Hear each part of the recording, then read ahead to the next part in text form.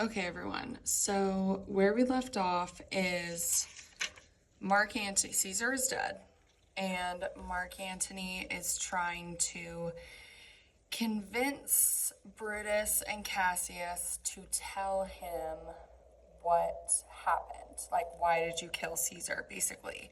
And he was able to get his servant to convince Brutus to let him come there without stabbing him, I guess, or, that he would be safe, right? Without him even being there via flattery. Flattering Brutus, you're so noble, you're so honorable, you're so virtuous.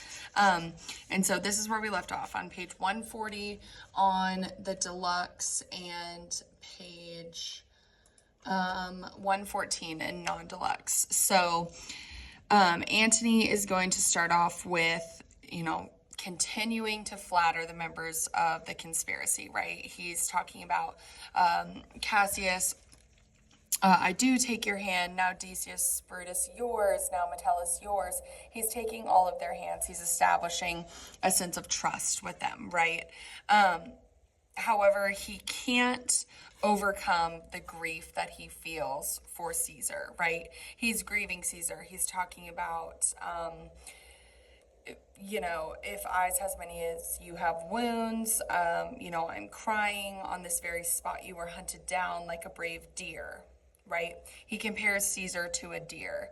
And a deer typically in literature will represent a sort of innocence. So he can't really hold back his true feelings, right? He is loyal to Caesar, and he is trying to persuade the members of the conspiracy here to tell him why they killed him. But he's just overcome with grief, and so he can't help himself. So his true feelings here are kind of revealed a little bit. He doesn't do a good job of hiding them, comparing Caesar to a deer, implying his innocence. And Cassius is going to jump in. He's like, Mark Antony, compose yourself. And Antony's like, oh, I'm sorry. Even Caesar's enemies would say the same. From a friend, it's a cool assessment, no more than that. Please don't think too much of my grieving Caesar here. And Cassius is like, I don't blame you for praising Caesar, but I don't know if we can trust you, right? Or shall we not depend on you? Can we trust you? He is suspicious of Antony because Antony just gushed over how much he loves Caesar. And Antony says, let me remind you, I took your hands in friendship. You can trust me. I was distracted. I was simply distracted when I looked down at Caesar. I'm friends with you. I am friends with you all and love you all on one condition, right? Upon this hope that you shall give me reasons why and wherein Caesar was dangerous, that you prove to me that Caesar was dangerous. And Brutus is like, oh, Mark Antony, we're not, savages. He says, a savage spectacle. Our reasons are so well considered, okay? Our reasons are so full of good regard that were you, Antony, the son of Caesar, you should be satisfied. Even you will be satisfied with them.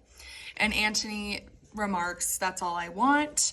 And what I want in addition to that is to give Caesar a proper funeral. And Brutus agrees to this. But Cassius is like, slow your roll, Brutus. Like, what is wrong with you? So he pulls Brutus aside and he says, you know not what you do. Do not consent that Antony speak in his funeral. Know you how much the people may be moved by which he will utter. Don't you know how much the people could be affected by what he says? So Cassius is suspicious of Brutus because he knows that Brutus is passionate and emotional. And Cassius knows he's also a master of rhetoric. He knows that how convincing emotion can be in these situations. And yet Brutus is an idiot, right? He completely dismisses the passion and the feeling that Antony will stir up in the people when he goes up during the funeral and gives a funeral speech. And Brutus is like, don't worry, Cassius. I will myself to the pulpit first. I will go up there first, and I will explain why we killed Caesar, right? He's naive to believe that his cold, hard logic that he will present will be enough to sway the people. So, he says, what Antony shall speak, I will protest. He speaks by leave and by permission. Antony's only going to speak because we give him permission, right? He says, it shall advantage more than do us wrong. It will help us more than it will hurt us. And Cassius says, I'm worried about this. I don't like this plan. But Brutus, he goes forward with what he wants. He says, Mark Antony, here, you take Caesar's body. You shall not in your funeral speech blame us. He gives him specific parameters. He says, you're not allowed to blame us, but speak all good you can devise of Caesar, and say you do it by our permission, else shall you not have any hand at all about his funeral. And you shall speak in the same pulpit whereto I am going after my speech is ended. You are only allowed to speak by our permission, and you're not allowed to blame us, or else you'll have no role at this funeral. Okay? And so Antony, he concedes and he's placating them. He says, that's it. I don't want anything else. So then Mark Antony is they leave, and Mark Antony is the only person there, right? And he's overcome by his grief again, right? He calls the men, he calls them butchers of Caesar, right? He says, oh, pardon me, you bleeding corpse, talking to Caesar, right? You are what's left of the noblest man that ever lived, the ruins of the noblest man. So Caesar is in ruins. He says, over thy wounds I do now prophecy. So he kind of is going to predict this civil war that's going to break out across Rome after, Caesar's died. A curse shall light upon the limbs of men. He says, domestic fury and fierce civil strife shall cumber all parts of Italy. Okay, civil war and unrest, which we know historically is what happened here, right?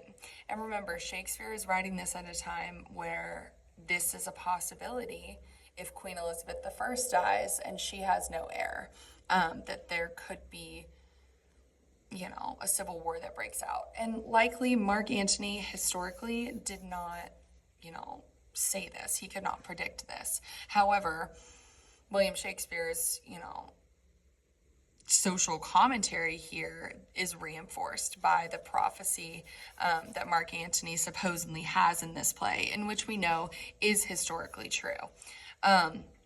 So he says that in Caesar's spirit, raging for revenge, with 8 by his side. That's an allusion to mythology. 8 is the Greek goddess of discord and vengeance. Come hot from hell shall in these confines with a monarch's voice. Okay, interesting. With a monarch's voice. Cry havoc and let slip the dogs of war. I'm sure you've heard that phrase before in some contemporary movie or something like that. That this foul deed shall smell above the earth with carrion men groaning for burial. So this foul deed will stink up the sky with men's corpses, which will beg to be buried. Now, there's going to be a secret that is revealed, and there is a new character, okay? So, a guy named Octavius Caesar, his servant, is going to come into the scene. And Octavius Caesar is Julius Caesar's nephew. However, Caesar adopted him and dubbed him to be his heir before he died, because Caesar and Calpurnia don't have any children, remember? So Caesar actually does have an heir. However, the trick here is that he is politically inexperienced. He probably doesn't have the experience or the, skills necessarily at this point to rule Rome. So Caesar had written to him and told him to go ahead and come to Rome, probably just because he wanted him to be there when he is crowned king or whatever, and he's on his way. He lies tonight within 7 leagues of Rome. He rests tonight within 21 miles of Rome, so he's nearby. And so Mark Antony says, go back to him and tell him what's happened, that Caesar has died. Here is a mourning Rome, a dangerous Rome. No Rome of safety for Octavius yet. It's not safe for him to come here yet. Mutiny is going to rise. It says, yet stay a while, thou shalt not back until I have borne this corpse into the marketplace. Don't come back until I have brought the corpse to the marketplace. There shall I try in my oration how the people take the cruel issue of these bloody men. I will try to use my funeral speech to tell the people about how cruel what the members of the conspiracy have actually done. I will try to tell them the truth and convince them to believe me. According to the which thou shalt discourage to young Octavius of the state of things. Lend me your hand. So what's important about this is that Mark Antony goes into his speech and his funeral oration that will happen in Act 3, Scene 2, knowing that the future of Rome depends on whoever manages to win the hearts of the people at Caesar's funeral. So he kind of has an advantage here with his speech because he knows that he really needs to convince people to see the truth, right? They can't be swayed to believe Brutus and Cassius if he chooses to. So Mark Antony goes into it knowing it is a tall task, but he kind of has an advantage there. So that is the end of Act 3, Scene 1.